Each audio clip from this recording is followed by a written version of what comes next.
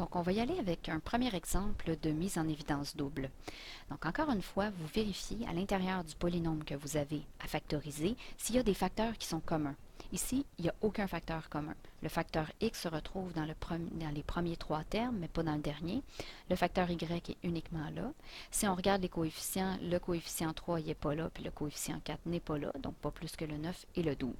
Ce qui veut dire qu'une mise en évidence simple est impossible. Maintenant, j'ai un indice important qui me permet de me poser la question de savoir si je peux faire une mise en évidence double, c'est que j'ai 4 termes. Donc, comme j'ai 4 termes, je vais pouvoir les regrouper en groupes de 2.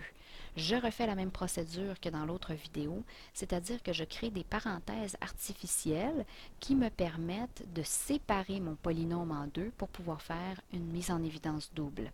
Donc, le 3x2 moins 4x, c'est le premier terme.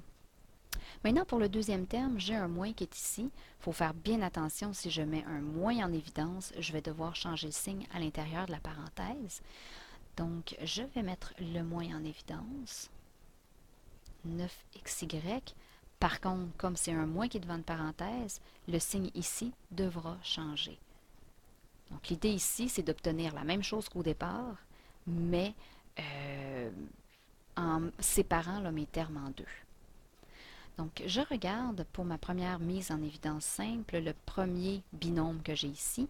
Le facteur commun est x. Je peux donc mettre x en évidence et obtenir x fois 3x moins 4. Pour le deuxième, je conserve le moins entre les deux, puis après ça, je regarde la parenthèse que j'ai ici. Qu'est-ce que je peux mettre en évidence? Donc, si je regarde les coefficients, j'ai le coefficient 3 que je peux mettre en évidence ici. Et j'ai aussi le facteur y que je peux mettre en évidence. J'ouvre la parenthèse et j'ai 3x moins 4 que je peux mettre en évidence. Donc cette fois-ci, je me retrouve avec un premier facteur, un premier terme et un deuxième terme, à l'intérieur desquels j'ai exactement le même facteur, c'est-à-dire 3x moins 4, 3x moins 4. Ce facteur-là, je fais ma deuxième mise en évidence, je le mets en évidence, j'ouvre ma parenthèse et j'ai x moins 3y comme deuxième facteur, ce qui me permet de faire ma double mise en évidence.